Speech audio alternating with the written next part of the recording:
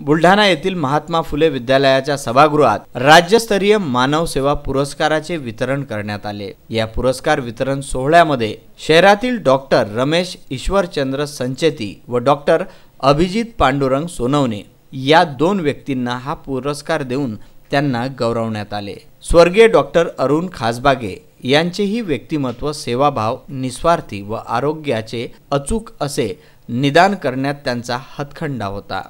त्यांच्या या जन्मदिनी याच वैद्यकीय क्षेत्रामध्ये सेवाभावी म्हणून काम करणाऱ्या दोन डॉक्टरांना हा स्वर्गीय डॉक्टर खासबागे मानव सेवा पुरस्कार प्रदान करण्यात आला। ते मला म्हणायचे, मला सारखं पैसे पैसे पैसे करू नको, एक चांगला माणूस बनण्याचा प्रयत्न कर। जर चांगला माणूस बनण्याचा प्रयत्न केला ना, पैसा, यश, व्हॉट एव्हर जे काही आहे ऑटोमॅटिक मागे येतं। आता हे समजण्याचं त्यावेळेला माझं वय नव्हतं। त्यांच्या सगळ्या गोष्टी कानात यायच्या पण त्या मनात कधी आल्या नाही। बाबांनी खूप काही गोष्टी मला सांगितल्या। म्हणजे बाबा त्यावेळेला त्यांना जे भिकेमध्ये जे काही खायला मिळायचं चांगलं चुंगलं, तो बिचारा एवढा माझ्या खरोखर बापासारखं प्रेम केलं त्या माणसाने। त्यांना भिकेमध्ये जे काही मिळायचं चांगलं चुंगलं, उष्ट, नासकं, शिळं, व्हॉट एव्हर जे काही असायचं त्यातलं उष्ट, नासकं, शिळं बाजूला काढायचं आणि जे जे काही चांगलं असायचं ते मला ते खायला द्यायचे आणि मी ते खायचो, इलाज नव्हता काही।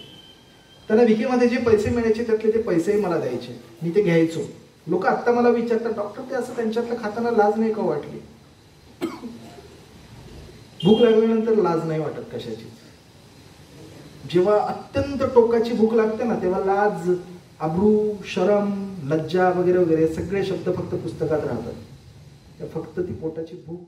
कार्यक्रमाच्या अध्यक्षस्थानी डॉक्टर एस राजपूत तर डॉक्टर राकेश कारंडे, प्राध्यापक डॉक्टर गोविंद गायकी, अमरचंद कोठारी, आयोजक डॉक्टर आशिष खासबागे यांची यावेळी प्रमुख उपस्थिती होती। बुलढाण्यावरून प्रशांत खंडारे।